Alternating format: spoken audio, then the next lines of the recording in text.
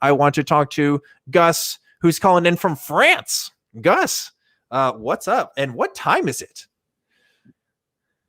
In France? Yeah. It's 20 past 3 in the afternoon. Okay.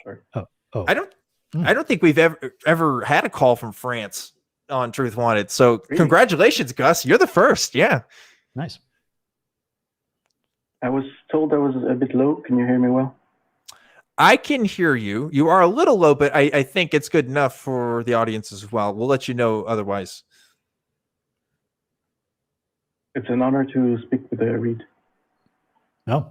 Well, next. Yeah, I'd agree. Yeah, he's a cool guy. How's it going? Yeah, what's up? What's up, Gus? Tell us something. Any claims or comments? Any questions? Yeah. Yes. I've been talking with a few people who already tried to apply SE in France. And I also talked around about this project of endeavoring to in my mind, I want to do something similar to what you're doing, specifically you, Reid. And I've had some bad feedbacks, basically. Not so. For example, one of the person who did it, he told me that he lost interest and motivation with time because he felt it was very fruitless. Do you sometimes have very bad days where nothing comes out of it? You don't have any interesting conversation with anybody?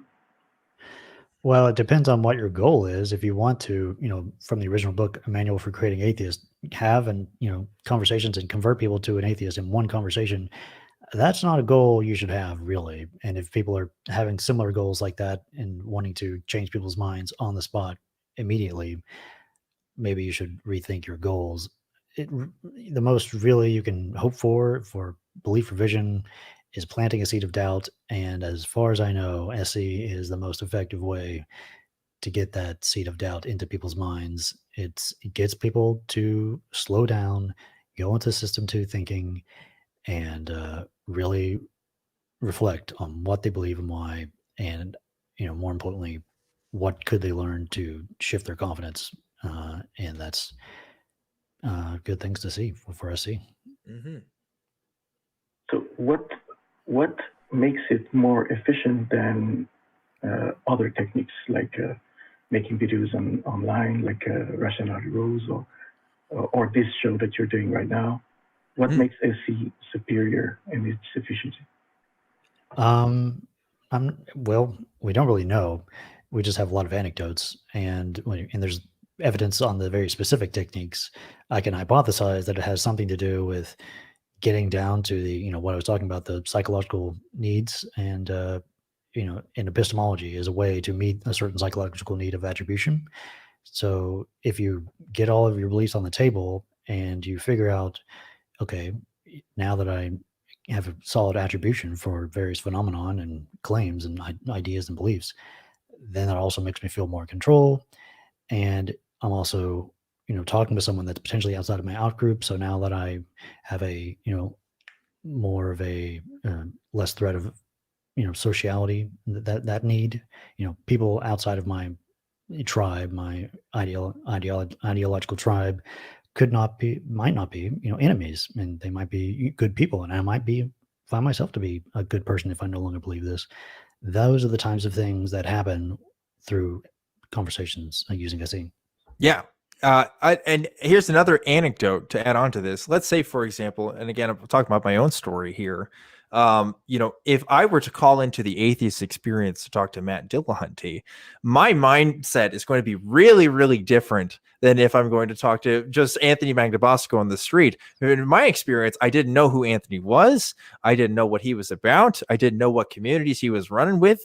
All I knew was he was a guy that was interested in what I had to say about my beliefs. And so I was willing to be pretty open in that conversation. And I wasn't trying to be combative necessarily because there was nothing really to combat. Whereas if I, am talking to somebody on a call-in show, or if I know what this other person what their beliefs are and what they're about, suddenly I'm going to notice those differences in my response to the kinds of questions that he might ask, even if they're doing an SE kind of conversation, are going to be different just fundamentally. So yeah, there's definitely advantages to doing the SE thing, exactly because what Reid's describing, and because what I'm talking about here too. But that doesn't mean, again, that other techniques aren't useful or don't have any powers. But it's definitely something people should consider, in my opinion. Right. So it's a sort of plausible deniability. Like if you're just hanging out in the street and you ask questions, people don't know where you come from, and they might be more open to you.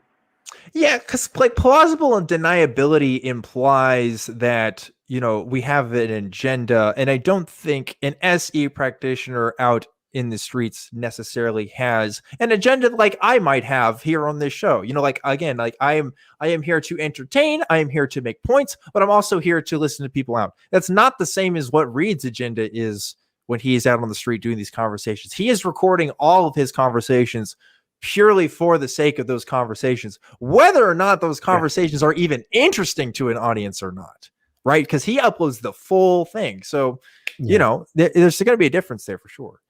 And for the past 2 years, I've been live streaming to Twitch. Like every conversation is on Twitch, but only the more interesting videos go on YouTube. And you can see how I've been lately putting everything on the table, my intentions, my goals, and I ask them sometimes, most of the time, that I have, if it's a claim that I disagree with, I say, do you want to see my confidence about it, or I can wait until after and you can ask me questions. And I have a goal of helping people reflect on whatever they believe and why, and I just keep it all out there. So I don't know what else to do. Yeah. Okay, so you're on Twitch. You're doing something similar to this show right now, right? I just live stream my public conversations and also VR conversations and Clubhouse conversations, wherever I can do SE these days. I have another question. One last question, Gus, and then we got to wrap things up. Yep. Thanks. I tried to apply SE to a close friend of mine who recently converted to Christianity, and it turned out to be basically the crisis of meaning. So he didn't have any rational reason to believe. He just needed to know that there was a goal, a purpose to his life, and he couldn't imagine continue living without a purpose. In this case, the systematic application of doubt, skepticism, would drive him nowhere, because he has a master's degree in scientific in STEM field, and it didn't help him not accept God. See what I mean? So what do you do when people are believers because of the crisis of meaning? It's that's part of the model I have in mind of the psychology of religion. And it's just, I don't think it's the case that we require a God or a religion to have meaning in our lives or a sense of purpose. There is a vast, menu of options for seeking meaning in your life. Has he seen anything? Like, my favorite is The Happiness Hypothesis by Jonathan Haidt. And there's just a ton of stuff. So maybe just have an SE conversation wondering about what is the second best way to find meaning in life without a God. And just talk about that, genuinely. Yeah, I tried. It seems like for some reason they don't accept the fact that they can give themselves. The meaning has to come from outside themselves. Yeah. Somehow. Yeah. I mean, I've had a breakup where I thought, I needed this relationship, and I thought I was going to be the most happiest person with this person, and I couldn't find anybody else. And that was hard for me, but yeah, I had to get over that. And I also had a similar relationship with God, right? I didn't think I could have any kind of sense of life purpose without having God in my life. I mean, I really thought I was going to pursue a career in, Christian nonprofits or just working in some kind of Christian ministry.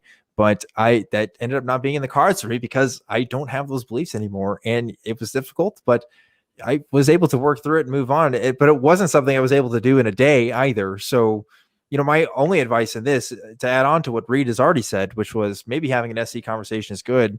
I think giving people time to work through this stuff, especially if this is a recent thing, is maybe all you can do, because at the end of the day, Reid, myself, other people that watch this show, we're not the ones really convincing people.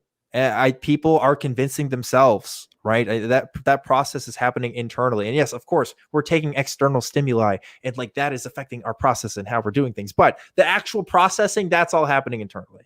And sometimes things just take time to work themselves out. But other than that, I would say professional help is always an option as well, and probably should be a thing you should go to if it ends up being more serious. But if it's not, then yeah, just being a good friend is something you can do too. But Gus, that's all the time we have for this call, unfortunately. But thank you so much for calling in. I hope we were able to answer all of your questions there, and thanks for calling from France.